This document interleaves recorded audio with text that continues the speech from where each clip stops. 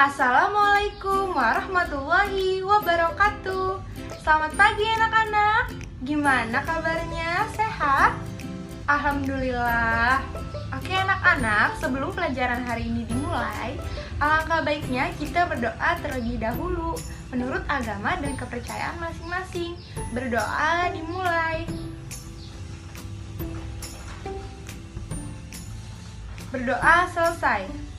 Coba sekarang ibu minta kalian cek teman kalian di sebelahnya, kanan kirinya. Siapa kira-kira yang tidak hadir hari ini? Hadir semua? Alhamdulillah. Berarti hari ini lengkap semua ya jumlah siswanya. Gimana anak-anak? Sudah pada sarapan belum pagi hari ini? Sudah? Alhamdulillah. Tapi kok ibu lihat-lihat pada lemes-lemes banget ya? Atau masih pada ngantuk? Gimana biar semangat kita yel dulu ya. Ikuti ibu semuanya. Tapruk senyum. Sedekah paling murah adalah senyum. Ting. Sekali lagi ya. Tapruk salut. Salut. Gimana? Udah pada semangat kan? Baik, hari ini kita akan melanjutkan materi minggu lalu.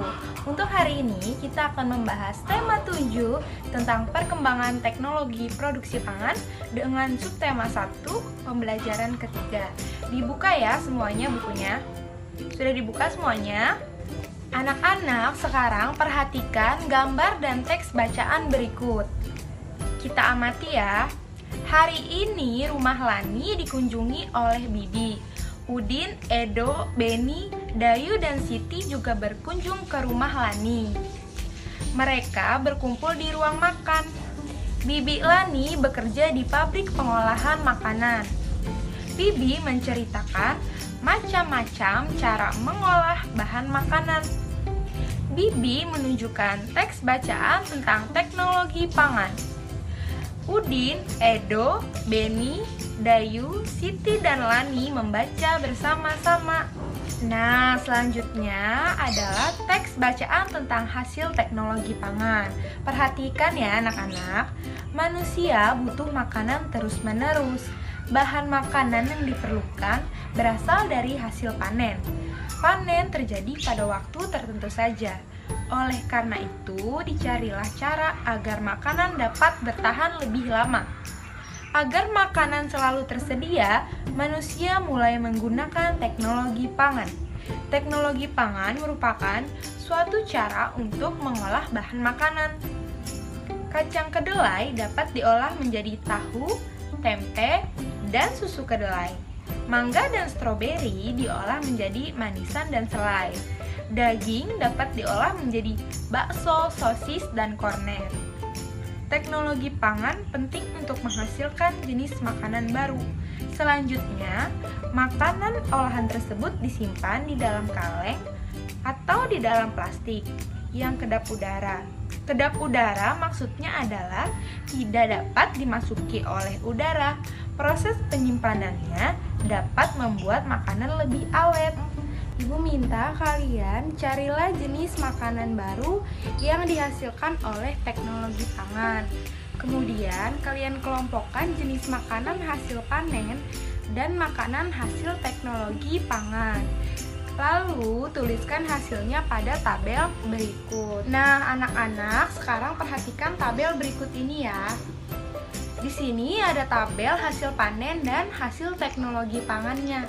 Yang pertama, hasil panennya kacang kedelai, maka dapat diolah menjadi, ada yang tahu nggak anak-anak? Iya, menjadi tahu dan tempe, seperti makanan kita sehari-hari. Nah, yang kedua, dari hasil buah-buahannya nih, anak-anak, hasil panennya berupa mangga, maka mangga itu dapat diolah menjadi, menjadi manisan, mangga, dan salak. Nah, yang ketiga, itu dari hasil peternakannya. Hasil panennya daging, maka daging itu dapat diolah menjadi hasil teknologi pangan berupa bakso, sosis, dan juga kornet. Nah, hasil panennya stroberi dapat diolah menjadi selai. Lalu yang terakhir, hasil panen dari kacang kedelai. Kacang kedelai juga dapat diolah menjadi hasil teknologi pangan berupa susu kedelai. Nah anak-anak, sekarang kalian amati kalimat yang berwarna merah pada teks hasil teknologi pangan. Kalimat tersebut merupakan kalimat utama pada setiap paragraf. Sekarang perhatikan teks bacaan tersebut ya. Kumpulan kalimat utama disebut dengan ringkasan. Nah, di sini kalimat utamanya ada di paragraf ke-1, yaitu manusia butuh makanan terus-menerus.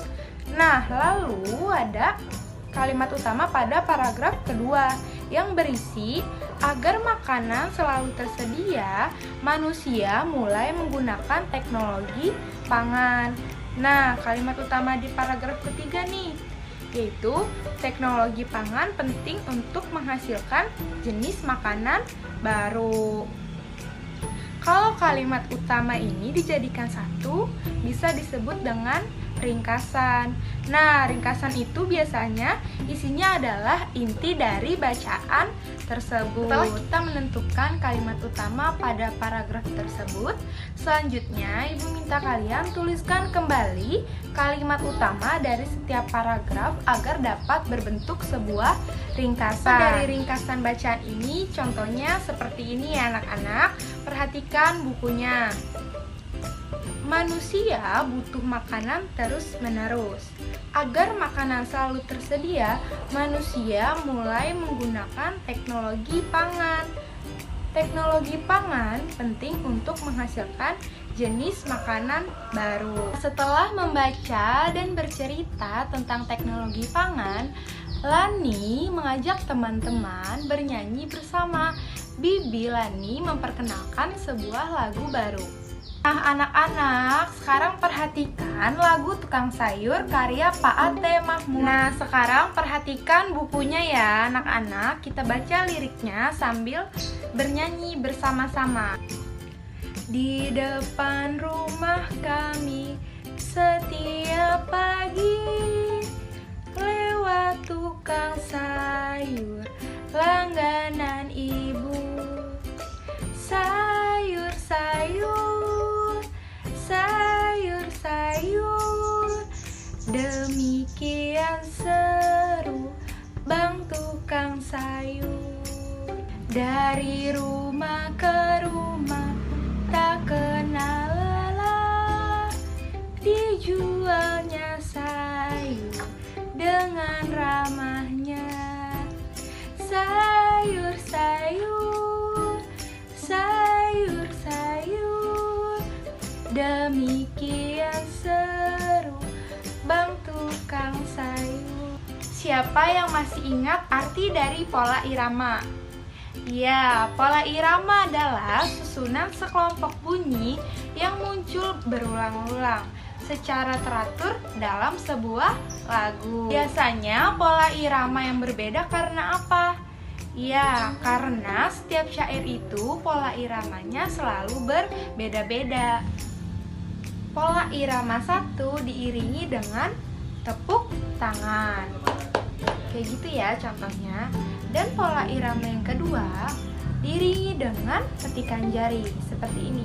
Anak-anak, mari kita amati bersama-sama. Bibi Lani membeli tempe di tukang sayur. Warnanya putih dengan kumpulan kedelai di dalamnya. Lani dan teman-teman mengamatinya. Tempe yang dibeli Bibi cukup besar. Udin mengajak teman-teman mengukur luas permukaan bidang tempe. Tempe tersebut berbentuk persegi. Udin mengukur luas tempe menggunakan potongan segitiga yang terbuat dari daun pisang. Potongan segitiga daun pisang ini merupakan alat ukur tidak baku. Dan gambar berikut. Tempe yang berbentuk persegi dapat dipotong menjadi bentuk segitiga. Nah, ini awalnya berbentuk persegi.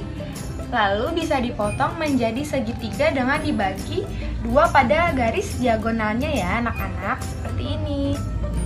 Ini jika dijadikan satu dapat menjadi bentuk persegi lagi, seperti ini. Persegi dan segitiga dapat dijadikan alat ukur luas permukaan suatu bidang. Kalau ada satu satuan luas atau satuan persegi, ini adalah satu satuan persegi. Kalau hanya setengah ya, satuan persegi. Tetapi kalau setengahnya ada dua atau dua segitiga, maka itu sama dengan satu satuan persegi. Karena kalau segitiga ini ditempelkan, maka bentuknya akan menjadi persegi lagi anak-anak. Hitunglah luas permukaan bidang berikut. Nah, tadi kita sudah membahas pembelajaran ini ya anak-anak. Coba sekarang kita berhitung bersama-sama. Sekarang kita hitung persegi yang masih utuh. Ada berapa? 1, 2, 3, dan 4.